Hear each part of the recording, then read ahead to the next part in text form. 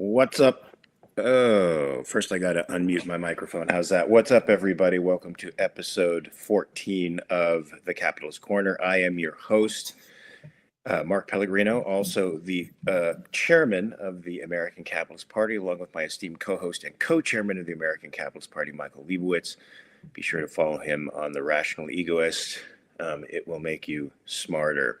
Hey, wait a minute. Now, I know we have a few news items to deal with today, but didn't we also talk about Friday being the day? Today is question day. I sent you some news items just in case. In case no one's asking questions, we have something to talk about. Okay, because we do have some interesting things to talk about, I have to say. And we could take up some of that time, some of the pre-time talking about some of these news items before people ask questions, or maybe there's questions already coming to the fore. Thank you, Regina. Happy Friday, you guys over across the pond there. Thanks for all your support in Germany. Even though we don't have a German Capitalist Party, hopefully one day we intend to extend our tentacles into the dark continent of Europe. Let's see. It says I can ask questions about the news. Oh, that's true. This person could ask questions about the news. So you sent me a couple things from Axios, two things that were very similar that were quite disturbing to me, and should be quite disturbing to any liberty-loving person, which should include MAGA Republicans. So if you can set aside your Trump derangement syndrome for a second and just pay attention for 2 or 3 minutes.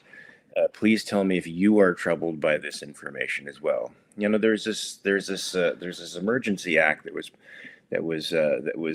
created in 1976 that gives the president extraordinary powers, about 120 extraordinary powers to deal with crises. Up until around the Trump administration, this Emergency Powers Act was used sparingly by the executive branch of government. And it set a precedent for these types of emergencies would call for executive action to declare emergencies. Now, this, of course, has been since expanded, I think, by Trump in 2019. He was the first person to do it. He used the Emergency Powers Act to what the heck did he do it for? Do you remember what he did it for? I don't remember what I did 20 minutes ago. he did it for something. It'll come to me in a moment. But since then, he's expanded the powers. To assert tariffs, to declare his war on drugs, to take care of immigrants without due process, and the powers keep expanding and expanding. Everything is an emergency which has to be dealt with by the extension of executive authority across multiple areas of American life. Now, this is a tad frightening to me. It should be a tad frightening to anybody else. The executive is supposed to be limited, has constitutional limitations, folks, and has at first, when the executive branch was established, not that much power with respect to domestic issues at all. More power with respect to approving treaties and foreign policy, but a very small executive in comparison to what the world was used to. It seems like now we're reverting to executive as king. What do you say to this? I think it's been happening for some time, and I think Trump is just taking advantage. I remember during the Bush administration, the W. Bush administration, when there was a big push to increase executive power, reclaim executive power, however you might want to push it. Obama, executive order after executive order, then Trump with the executive order, Biden with the executive orders, and now with these, emergency powers. I was just thinking this morning, because Race asks about a U.S.-born citizen who was detained for being an alleged illegal alien. I didn't even see that. There's so many stories coming out. But what is to stop in 2029 the newly elected Democratic president from designating under the Emergency Powers Act MAGA as a terrorist group, rounding up Trump supporters and deporting them? Just say they're not entitled to due process. They're a terrorist group, and we're getting rid of them. I, Here's what worries me more, since they seem to like to designate groups that aren't terrorist groups, so that they can then take military action against them. I'm more worried about people like us, to be perfectly. right. This is certainly a future. They're not considering 4 or 5 years down the road when the opposition party has the power and then can use these very acts against them. Very short. So the same thing happened, for instance, with the filibuster in relation to judicial appointees, where the Democrats wanted, they wanted to get their guy in, so they waived the filibuster, and then the Republicans turned around and did it on the Supreme Court. I just posted something, but Tim Pool was basically criticizing David Hogg, somebody who I don't have a very high opinion of, but it doesn't matter. David Hogg's upset about these deportations. And he says, we have to fight something. And Tim Pool comes back and says, oh, how are you fighting for America if you're fighting for this illegal alien? And I posted, how do these idiots have any influence? Is standing up for the Constitution fighting for illegal aliens, standing up for due process, you imbecile? It's just like, come on. Like, I just don't get it. It's not an isolated incident that people are concerned with. It's the very principles and the structures of a free society that we're concerned about. And if you can do it to this guy, then eventually you can do it to me. And I have no interest in being deported to El Salvador. You know what the problem with that is, though, Michael? It's not a felt sense. It's an abstraction to them, and the principles are abstractions to them. And the only way it will become real is when it becomes a felt sense, and it only becomes a felt sense when they experience it themselves. It's like the people who smoke cigarettes. Nah, I know they're bad, but nothing's going to happen to me. Then they get cancer. Then that abstraction trickles down right to their guts where it needs to be a truth. So I just wanted to say, he first used this act in 2019 to bypass Congress to build a border wall. So that was the first time. Also, it should be noted that in 1983, there was a provision, a check put in this law that gave the president extraordinary powers. That enabled that. Well, in the original provision, there was a law that enabled the legislature to veto the president. Something we could actually look at with fondness today. However, the Supreme Court struck that as unconstitutional because the legislature does not have veto power. That's exclusively an executive branch privilege. Biden continued to use this Emergency Powers Act, of course, by citing the COVID-19 virus as a national emergency and to forgive student debt loan. So we can see that in the first case, what this did to the economy and to people's lives, ruining us, and we still haven't yet recovered from it, and or to play political ball and to favor political patrons in the hopes that those people will then vote for him in the election. But Trump is going further than anyone else. I mean, he's declaring gang members terrorists, which gives alleged gang members, right? I mean, I know it's designating abstractly gang members as terrorists, but in practice, it's alleged gang members. Yeah, they have to just claim you're a gang member. In the case of the deportations, it's alleged gang members. As much as they're trying to make a case now against Garcia in the conservative media, they're calling him a wife beater. His wife had filed several claims against the guy. There's still no convictions and no criminal record that I'm aware of that they could pin on this guy as being an actual. Right. These people, when they're one day or someone they love is dragged into court without due process and just claimed things about them, then they're going to understand.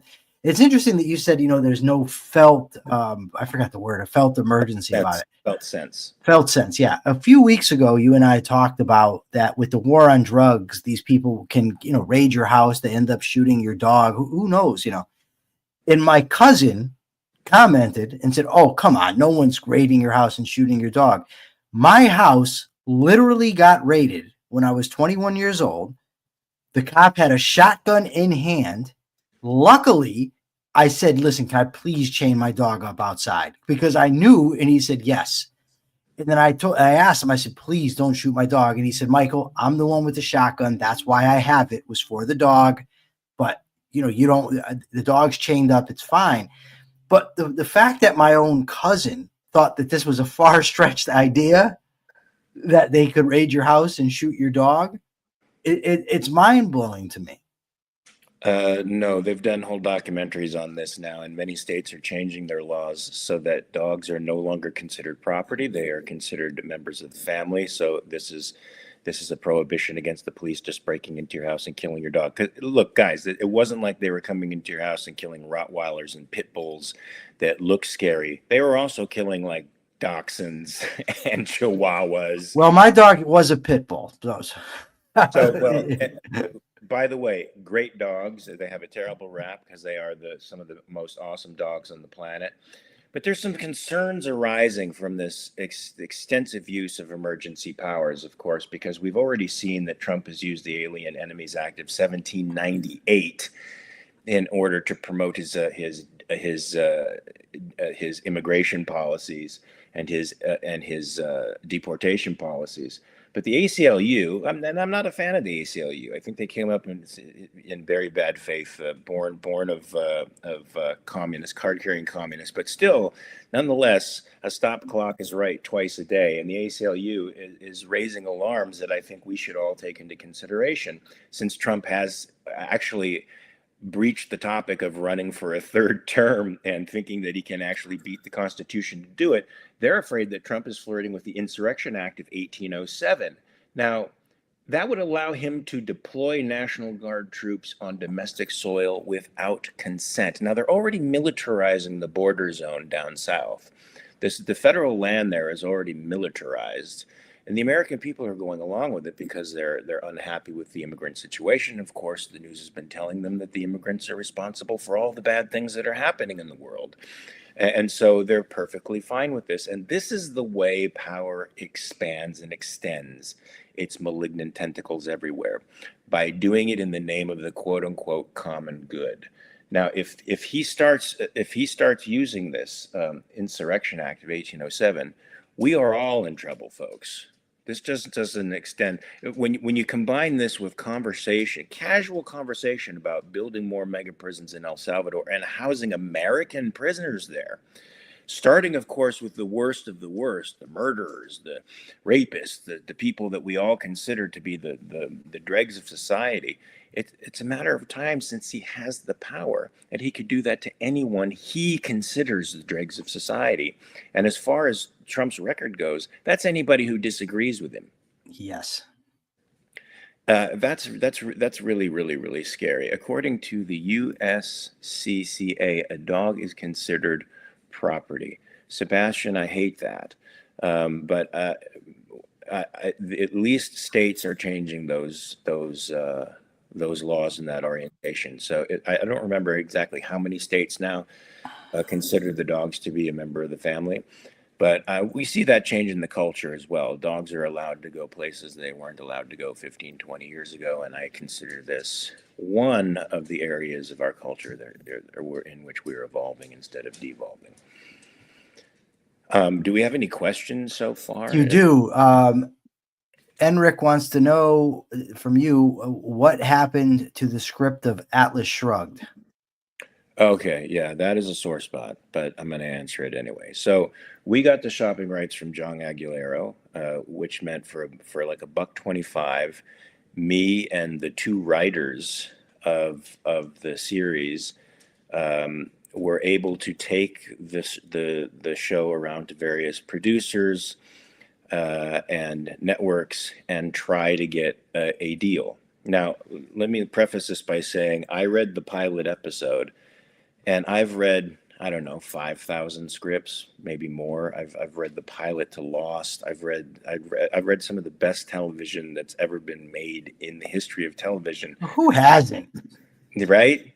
And this was literally up there with the pilot of Lost. I thought, holy fuck, somebody finally did it. Somebody finally created an Atlas Shrugged that will be not only friendly to the new generation coming up, But it hits hard. It's dramatic. It's interesting. It's cool. The characters, I love them. There's nothing wooden or strange about the characters, as many people coming to Ayn Rand might find her characters strangely inhibited, like emotionally inhibited. You got no sensibility of that with these characters. They were all extraordinary, and it was such a well told story. I thought this is going to be a killer. So one of the first people I went to, I will not name who it was, but she's a very big producer in Hollywood.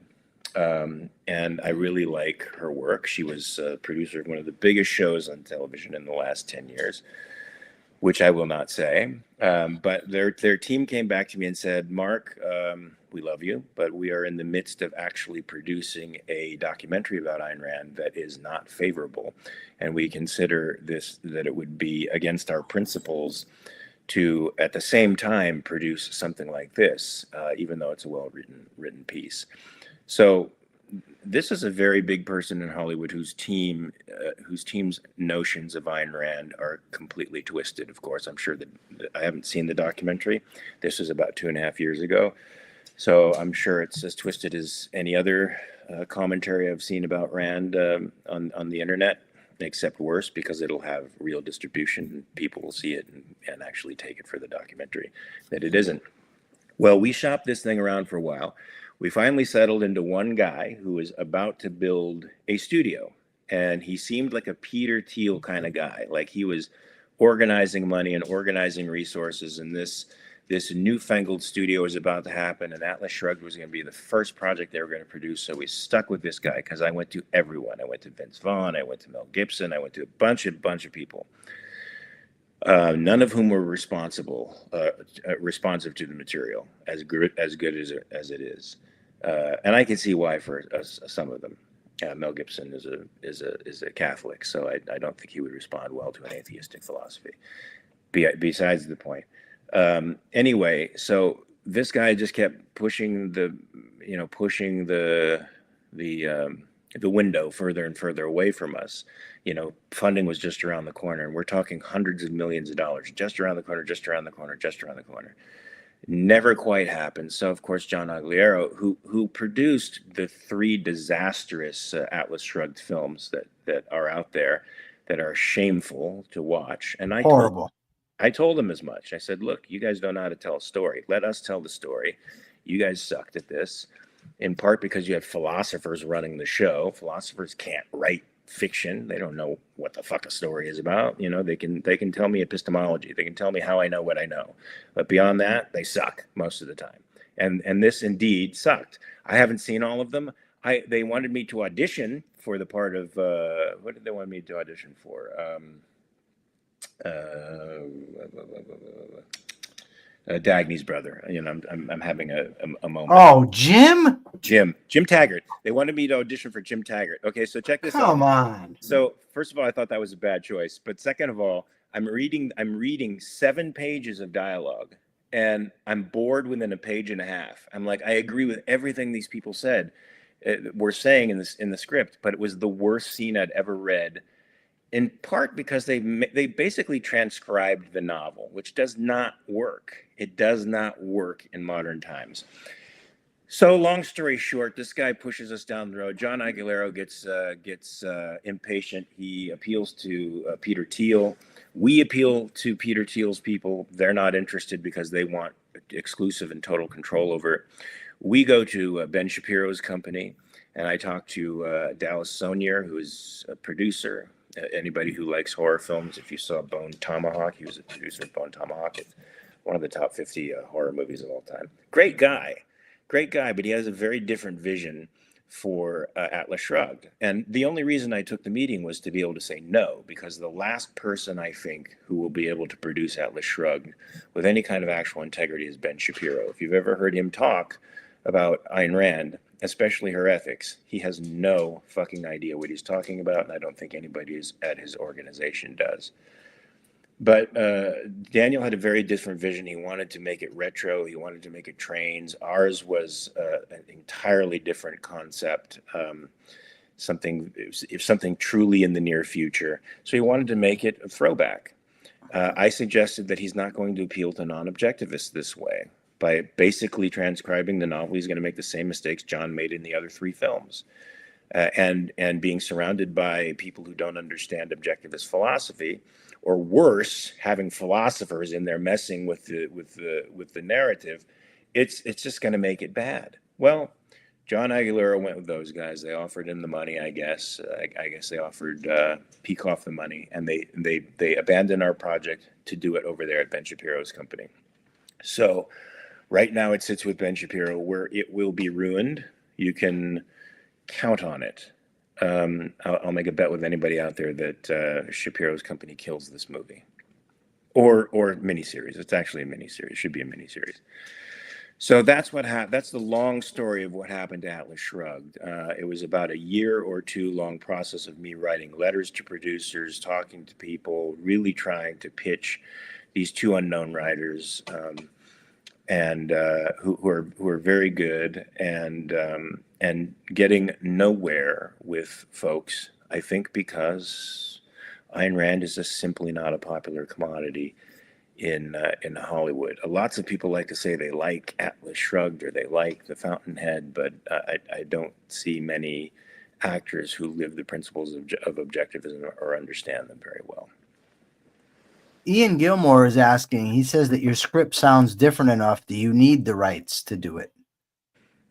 Well, we had the rights. We had the shopping rights to them, which means that we could have gone around and gotten a deal. And once we got the deal, we could have purchased the rights.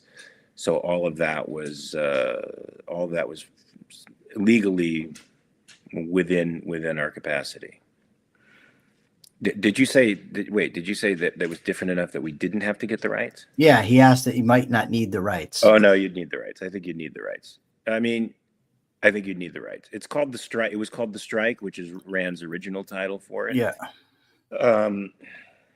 And maybe if you change the names around enough, the characters were so completely different. I mean, that it's possible, because I hate to say this is going to sound terrible, because in some ways it fit the DEI model. So it brings in a lot of diversity, and one of the main complaints for people who don't understand Rand is that, oh, everybody's white. It's not true, but everybody's white, and so she gets that complaint a lot. And in this case, that's not the case. There's a lot of interesting variable characters in here that I thought would really appeal to a younger audience, and the way they were presented and the way that they did things would appeal to a younger audience. And that's frankly who we have to get. We have to capture the next generation. Well, we have this a question here from Kat Sterling. I don't know if she's part of the younger generation, but she wants to know, what are your top 3 books you would recommend to somebody wanting to better educate themselves about your philosophies? Well, it's a complex question for me because there's so many different aspects of my views. But if you're talking about objectivism specifically, it's tough because some people learn better by reading the fiction, some the nonfiction. Ultimately, if you just wanted to get into the nuts and bolts and really understand, I would recommend the Introduction to Objectivist Epistemology, The Virtue of Selfishness, and Objectivism, the Philosophy of Ayn Rand. But, it might be, you might swap one of those out for Atlas Shrugged, and that would, Atlas Shrugged is her magnum opus. So it's not an easy question to answer, but the 3 books I gave would definitely give you all the information to get a general understanding. Yeah, I would actually leave out Objectivism. I would actually read out the Introduction to Objectivist Epistemology at first for the beginner, because I think the language is a little bit intense and technical. It was meant to be a textbook. Nathaniel Branden told Rand, if you want to be taken seriously as a philosopher, you need to write a textbook. She said, I don't have to. Everything I've ever wanted to say about philosophy is in Atlas Shrugged and The Fountainhead. And he said, nope, still won't matter to academia. You have to make a textbook. So that's what she did. She made Introduction to Objectivist Epistemology, and having gone over that book with a number of folks who aren't hip to philosophy, and having to go chapter by chapter with them and talk about the concepts, It is difficult. It can be a little difficult. It's not like Kant. It's not indecipherable. It's not obscure. Her language is extremely clear.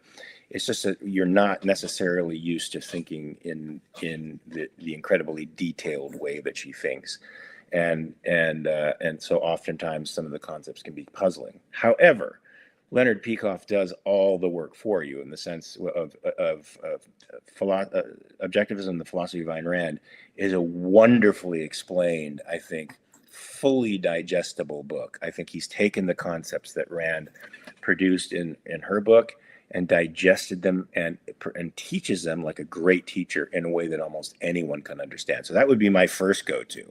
I mean, I would say go to Introduction to Objectivist Epistemology later, after you've read that, after you've read Virtue of Selfishness, after you've read the stuff that she wrote for public consumption, right? I mean, that stuff she wrote for me and you and everybody in everyday life. For just the two of us?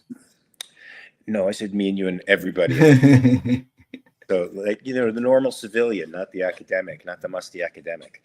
I would take The Philosophy of Ayn Rand by Leonard Peikoff, Virtue of Selfishness, for sure, and Capitalism, the Unknown Ideal. Since we are a show about capitalism, there's many essays in there that I think will blow your mind, and two of Rand's essays in there that are particularly outstanding are The Nature of Government and Man's Rights.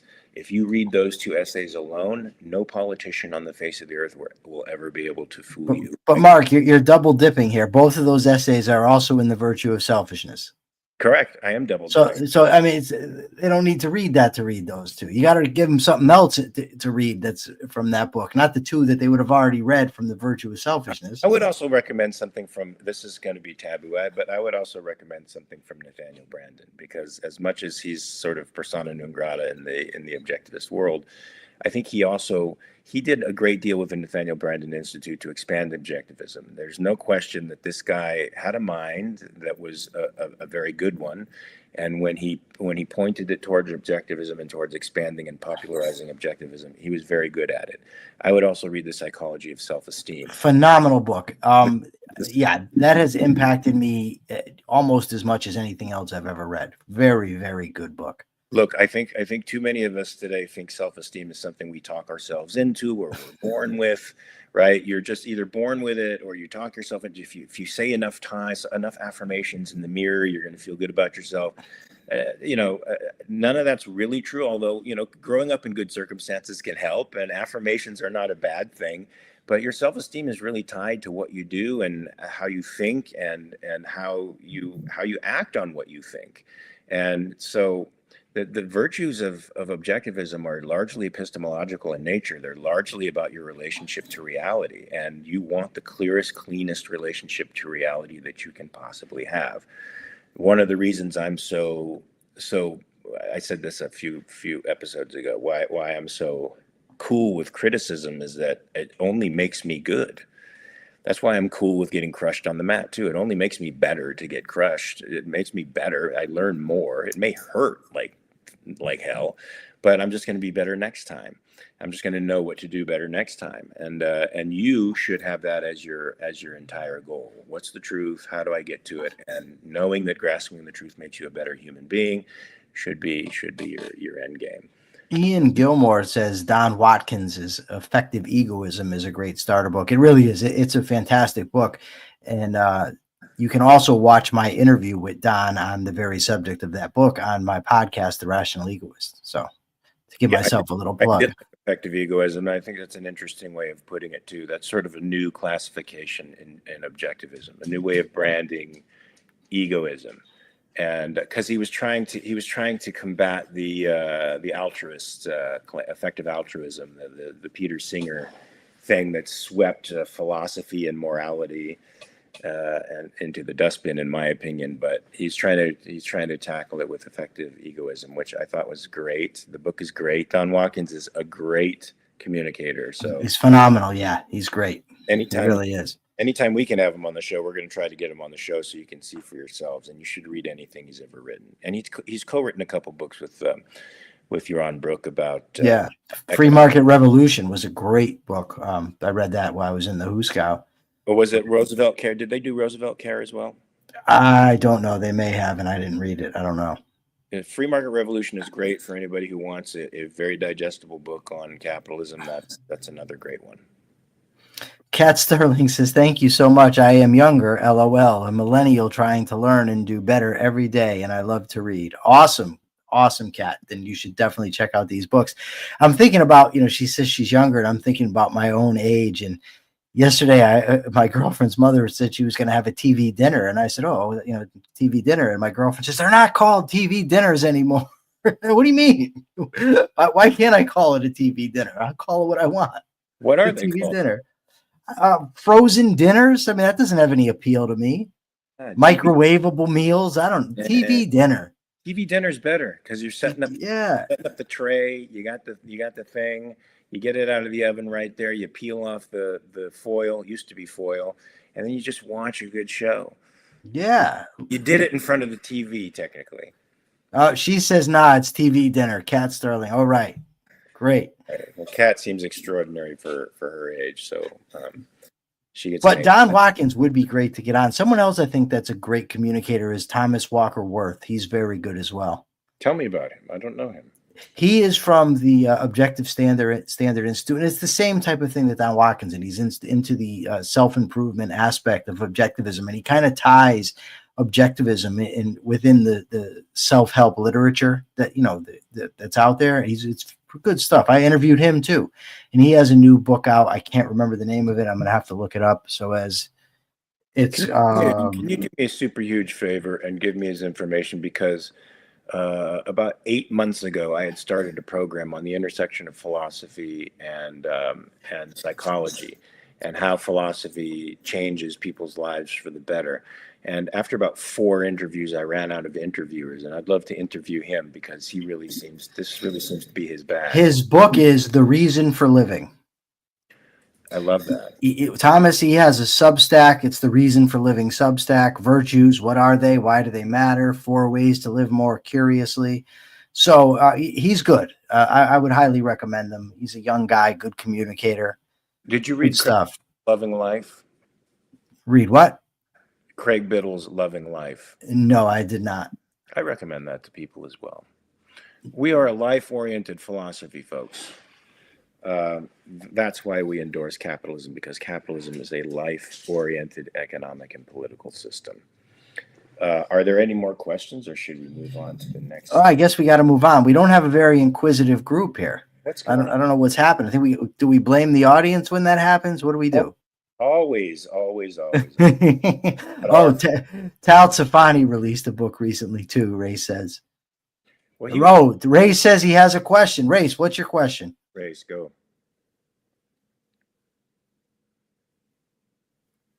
Oh, come on, Ray. You can't come in and tell us you got a question and then not put it over here. We need to know what it is.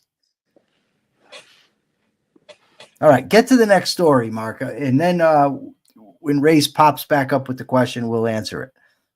So this Harry. Okay. Okay, he wants to know, he's doing sci-fi stories, and he wants to know if they could be made into movies. He says, what advice would you have for him to not be too philosopher with his storytelling?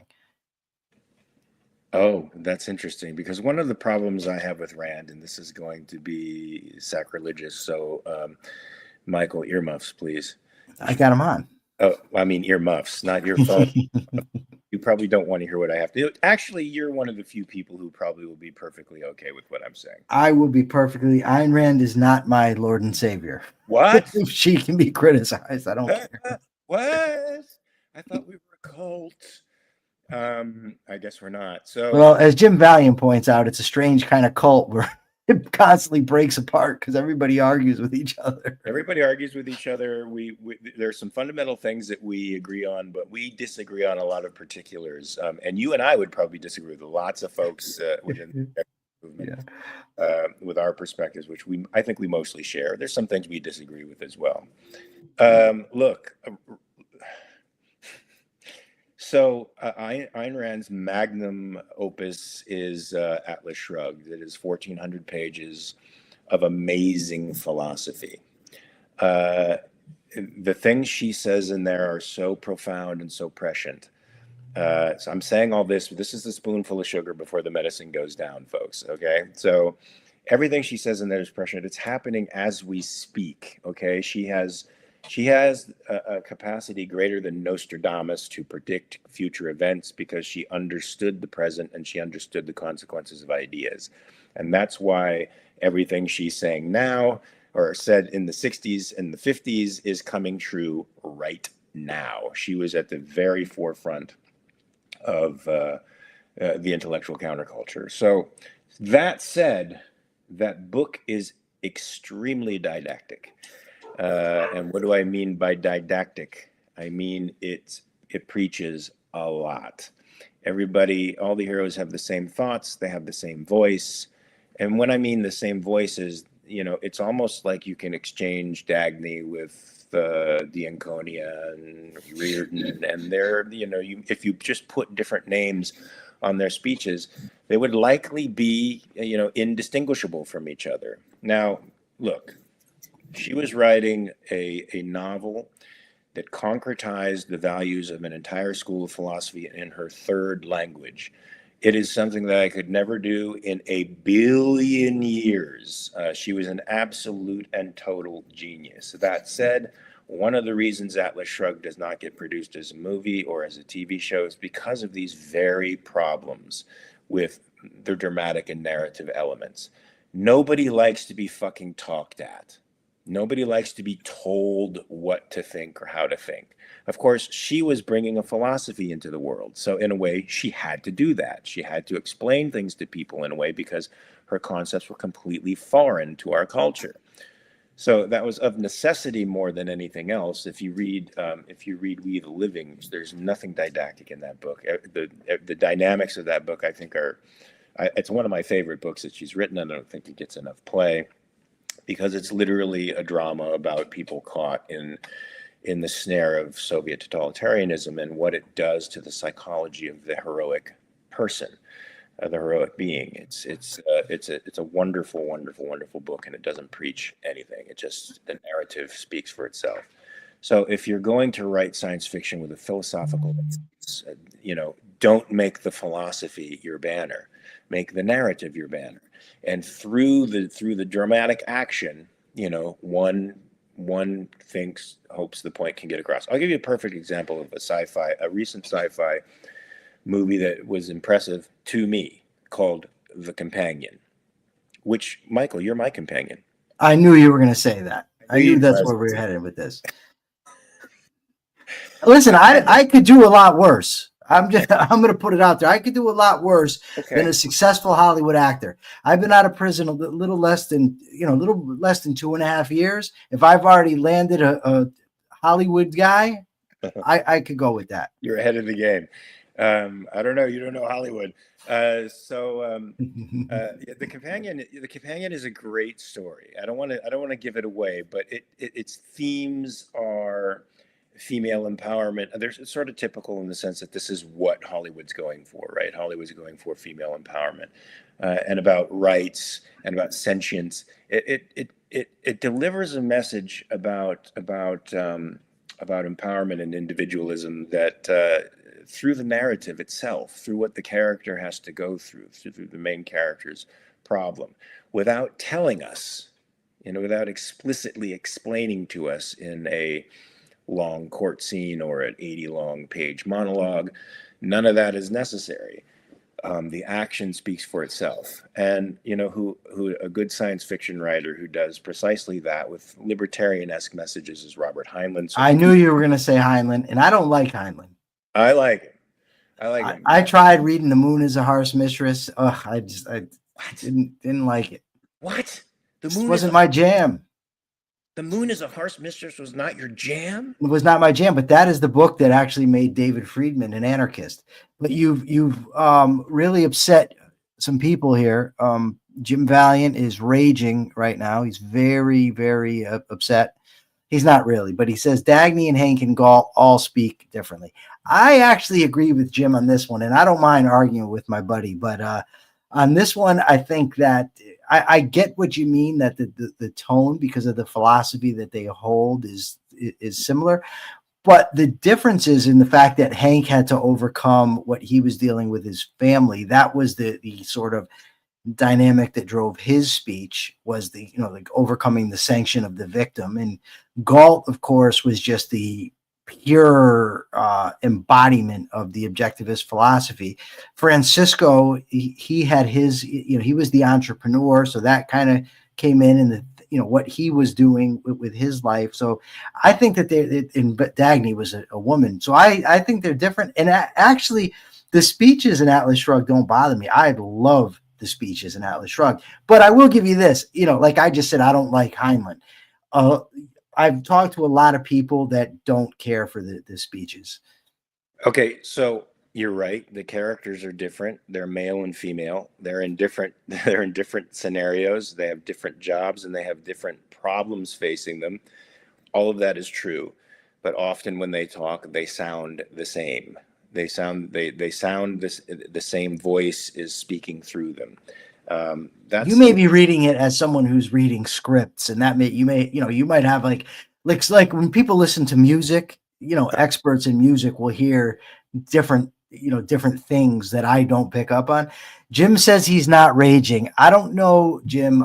We might have to. Their personalities are very different. I agree with everything James is saying, because pretty much everything James says is always right. Oh, well, by the way, I just want to point out, coming very soon on my podcast, The Rational Egoist, I will be debating the great James Stevens Valiant. Can I just say something? Sure. I would never say this to you with respect to an opponent, but you may be fucked, my friend. Well, I've debated Jim quite a few times, and yeah, I feel I've done pretty well. He did wreck me one time. One time we debated, I took the proposition that there was no such thing as mental illness, and Jim destroyed me so badly we never actually aired the episode. Really? Well, what happened, well, here was the problem, is that we didn't, it was my responsibility to do, so I shouldn't say we. I didn't bring a traditional definition. That was a generally accepted definition of the term illness. And because I didn't do that, Jim did have definitions of illness, and he just ran through me. And I said, well, I clearly was wrong. You know what I would say is not an illness? Addiction. That's what I would say is not an illness. I agree with that, and I think Jim would also. But Jim and I are going to be debating the Ayn Rand's definition of value. I've long held that it was a poor definition. Jim says it's not, and he has quite an explanation for it. So we're going to be debating it. I hope to release that next week. If I could interest a certain Hollywood personality who might want to moderate, that would be great. Would love to moderate. I can see both sides of this issue just instantaneously, just in front of me. I see arguments for both sides. And I would love to moderate this debate. Wait, but I want to get to what James is saying, not raging, but even their personalities. Yes, they do have different personalities. They have different personalities because their situations are different and they're dealing with their situations in different ways. But the way in which they talk, their voices sound very similar. It's a little difficult to explain. It's sort of a literary, what's the word I want to use? When something's like it just bitches you, it bothers you. It just tends literary quirk. It's a quirk of my own. Pet peeve? Is it a pet peeve? It's a pet peeve of my own. I like to hear distinctly different voices all the time. And one of the things I loved about the strike, which was the script version of Atlas Shrugged, is everybody was very distinct. Everybody was very distinct, but through the action, the philosophy permeated everything, and it was brilliantly done. And it's a shame that Jack Schumann and Jennifer Bellani are not getting more credit for this. It's a shame that their version of Atlas Shrugged is not being produced, because I think it could convert tons and tons of people. Right? You're talking about a youthful audience that gets their news, that gets their information about Ayn Rand from colleges that are largely hostile to her, and so they automatically enter a show like this with a negative opinion. This show would have turned them around instantly. Dagny was a fucking rock star in this thing. And it's like, anyway, I don't want to go on and gushing over that. We have other questions, I'm sure. I want to tell us a quick story about Jim Valiant and me arguing. A long running argument that Jim and I have is over constitutional interpretation. I'm a strict constructionist, constitutional originalist. I think that the Constitution should be interpreted based on original meaning. Jim applies objectivism to the Constitution. Jim, tell me if I'm wrong here, but so that, for instance, the concept of free speech is the concept of free speech. So that if you discover new applications of religion or new applications of free speech, they would be encompassed in the concept that's embedded in the Constitution. I say no. I say that the Constitution is to be interpreted based on what it meant to the people at the time it was ratified. So anyway, so Jim and I have had this argument, I don't know how many times. We did a podcast episode where we argued about it. So I'm out in San Diego and Jim is at the hotel with my girlfriend and I. And my girlfriend is not interested in constitutional interpretation. Right? Jim and I end up arguing for a good 2 hours about constitutional interpretation. The same argument we've had. So we're really just repeating the same points. And anyone that knows Jim is he's very animated and stuff. And my girlfriend's just there listening. She's looking back and forth. So yeah, it was a fun time. And I think we'll have a great discussion about values.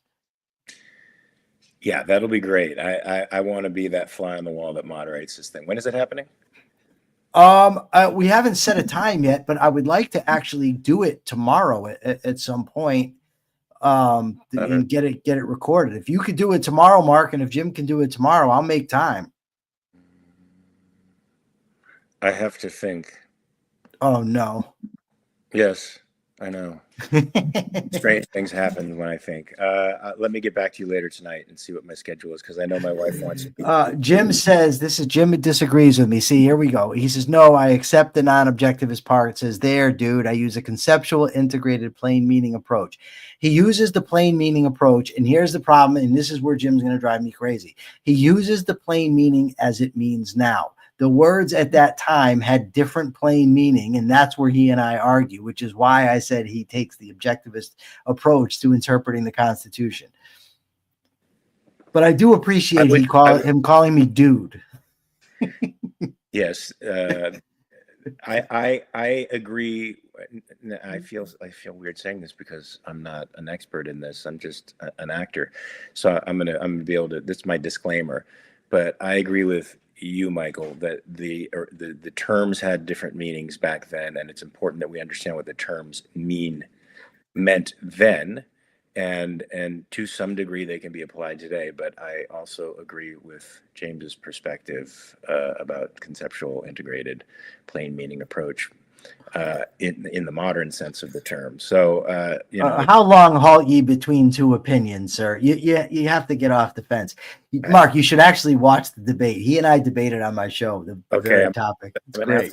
I'm actually looking at the reason I was looking up here was because I have two books in large print. Hold on, let me grab this. All right. Let's hope the whole thing doesn't come down on top of me. So do you ever read Nadelson, Robert Nadelson? No, I have not. Okay, Robert Nadelson. He wrote. Well, this is a large print edition, so it became two books. Let me see. Can you see that? I do see it. Yes. Original Constitution. What it actually said and meant. So he's like you, an originalist who goes back and interprets the Constitution, sentence by sentence, based on the meaning of the original founding fathers. And it's a rather interesting tome. Hold on. See, that's different than what I said. Because you said words had different meanings. No, but here's the problem is that there's some people that talk about original intent. Original intent is not relevant. It's the original. No, but you said the founding fathers. Like, so what a specific founding father meant or took a word to mean isn't as relevant as what the people that ratified the document thought. So the generally accepted meaning at the time of ratification. That would be the approach I would take. Consider all those guys the founding fathers. Okay. Oh, okay. I misunderstood. I'm not just considering, 7 or 8 guys the founding fathers. Yeah. I mean, so all 56 folks who signed the Constitution. No, but they didn't ratify it. Yeah, I'm talking about it's the general population, not the general. And the people that were allowed. I can consider the people who occupied the legislatures of the United States of America to be founders as well. Yeah. I mean, it was a founding generation. Let's just put it that way. So, see, I've got to tell you, my dander's getting up. I'm watching Valiant, and he's posting in this argument, and it's starting to get me a little wound up. He says, no, I didn't get it quite right. Jim, answer the simple question for us. Is it the plain meaning as was understood at the adoption of the Constitution? And if not, the plain meaning to whom? That's what we need to know, Jim. This sounds like the beginning of a very interesting. So my friend Sebastian here, he's always does this to me, Mark.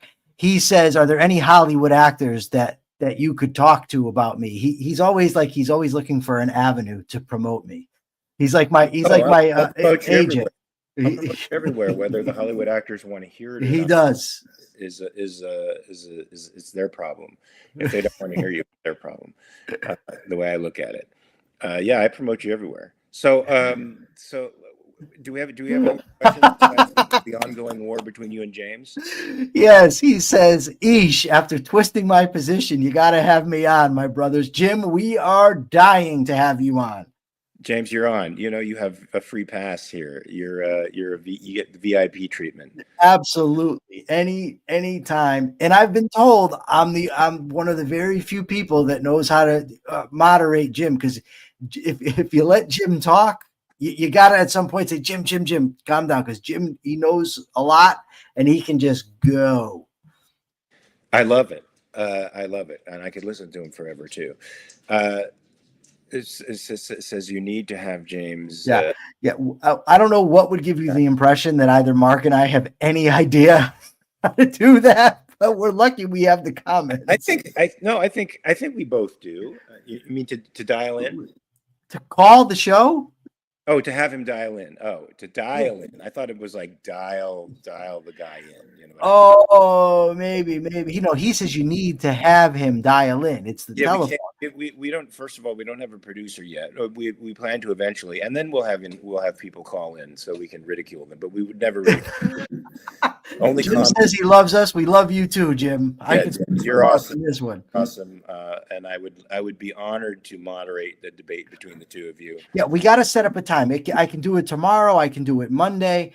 I just have to get it. I've got to get this because I'm short on episodes for next week. So yes. I've got to be able to get this done. What about Sunday? Sunday's Easter. So while I personally don't celebrate Easter, the guy whose house I live in does, and he's having all kind of people over. So that would be, and plus I'm going with my girlfriend to her house.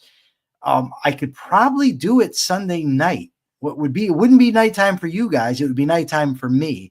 So if you guys could do, say, 5 Pacific on Sunday, that'd be 8 p.m. for me. I could do that. I could probably do something like that easier than Saturday because I teach a class on Saturday. My wife wants me to watch her writing class, speaking of, where I get some of my writing concepts from. And I probably have to do some stuff. It's going to be kind of a crazy day. Sunday's a crazy day? James says ridicule away. I hope you don't mean Mark, I lost everything. I'm reading. You're talking. Are you saying that Sunday you could do it? Sunday would be good for me if it's good for you guys. At 5 p.m. Pacific, Jim says it's on. It's scheduled. We'll do it. We're not going to live stream it. Well, maybe we will. I don't know. But we're going to do it, and then I'll have it posted probably Monday, and everybody can watch. And I am predicting a solid victory for myself on this one. Jim might be the toughest debater I've ever faced, and I've debated some very, very impressive folk, but I think I got him on this one. Yeah, but nobody's quite as impressive as James. So I'm glad he's an ally and not an enemy. Glad he is a capitalist and not a communist, because he would be a very formidable opponent if he were a commie. Thank God he's not a commie. But James, you said ridicule away. I hope you meant with the commies, because I love ridiculing communists. It's one of my favorites. Mark, while you and I were arguing with the commies for a while there, it was so much better than arguing with the libertarians. Did you see? I know. You know, the libertarians were on our side. It was great. Hey, did you see what the commies did? With your picture, I didn't listen to it. I know they did something, a video. there's some guy asked for a cameo to help his buddy who's a leader of men. He's feeling a little down right now. The guy's name is Ali. Could you help him? Give him a little pep talk. So I actually gave the guy a pep talk, even though I thought leader of men really sort of skeeved me out. I was like, this is sort of a skeevy thing to say about another person. So I qualified what I said. I said, I wish you the best of success provided you're benevolent. I also said, and principled and rational. I said these things in the debate, or not in the debate, in the video, because when he said he's a leader of men, I didn't know who these people were, but just the wording sort of skeeved me out. As all of you know, I think their leader of men is just a vile way to characterize somebody. A leader of men is, we don't need leaders of men. Sorry, they sort of prop up, strong, independent individuals who have great judgment pop up and end up rising to the top, and people can follow them. But leaders of men, I mean, that's a parasitic, second-handed concept that sort of skeeves me out. Like, if you want to be the president of the United States, you should be immediately disqualified. We have breaking news. Yes. From first, Riley Gutierrez Ver comes on and says, "Oh my goodness, hello, Mark Pellegrino. I love you. Wait, oh my God, am I the only kid in this live?" Probably. But he then says he's the 100th subscriber. That is the breaking news. We have our 100th subscriber to the show. Thanks, buddy. Keep them coming. Thank you very, very much. All right, Mark, we're running out of time, and it's your turn. No. Yeah, I did it yesterday. What do you think? That you could take days off and then I do it and then you come back? You weren't here yesterday. You took off early. What do you think? I still had to do it. Oh, I forgot. You're right. That's the second time. You just think you're going to go and then I go, every day you can just take off every other day and I keep doing it. You got me. All right, folks. Then here's my capitalist thought for the day. In a capitalist government, there are strict limitations to the power of government. The whole idea behind capitalism is the mitigation of force and the relegation of it. We delegate force to a body that we call the government, that is governed by objective law. That way we subordinate force to reason all the time. That's why the government has to stick to strict principles of a separation of powers. That's what the deconcentration of powers means, the concentration of your own individual strength, your own individual moral agency. You want the powers in Washington to be separate, distinct, and co-balancing one another, fighting each other all the time. That's what you want. The fact that the Trump administration is attempting to override the separation of powers is frightening. It's something that you should be very nervous about, because conservatives used to say this. Rush Limbaugh used to say this: the bigger the government, the smaller the individual. Dennis Prager used to say that. But of course, now that a quote unquote, I can't say he's a conservative, quote unquote, a Republican is now violating the separation of powers, well, it's okay because it's for the common good. And suddenly the individual goes away as an entity. You are the smallest minority on earth, and your protections are in a constitution that is strictly abided by. That means the government can do nothing but what the Constitution says it can do, which is very little. So if you want to hold on to your liberties, become strict constructionists, folks. Maybe even a sort of, did you call yourself an originalist or no? I am, yes. When it comes to the Constitution, yes. Maybe a sort of originalist as well, understanding what that whole generation meant by the words that they said, not trying to reinterpret them through our postmodernist lens, which sort of can mean anything to anyone. So, folks, stay vigilant. Your liberty depends on it. Don't let Trump get away with this crap because he happens to be attacking groups that you think are unpopular or deserve to be attacked, because you'll be next. Because when you fall out of favor, he's got the power because you gave it to him. Remember that, folks. We give Washington the power that they have. The Constitution has been tossed aside many years ago by the American people themselves. I say pick it back up, dust it off, wave it over your heads like the new flag for a new American republic. Join the American Capitalist Party to make that a possibility. And that's my capitalist thought for the day. What do you think? I thought it was great. A little long, but it was good. Listen to that. No, it was great. But we're going to be back Monday. lot of subjects to talk about. Yes, I'm sure tons of crazy things are going to happen over the weekend because we are dealing with President Trump, who is, if anything, a chaotic character who changes his mind from one minute to the next. So it'll be interesting to see where tariffs are over the weekend, where our economy is over the weekend, and where he is with respect to all these various acts he wants to impose on the American public. And, to see if he has, in fact, sent American citizens into an El Salvadorian prison by the time Sunday rolls around. We'll see on Monday, folks. So up until that time, I want you to remember to always check your premises, and we'll see you Monday, same bat time, same bat place. See you later.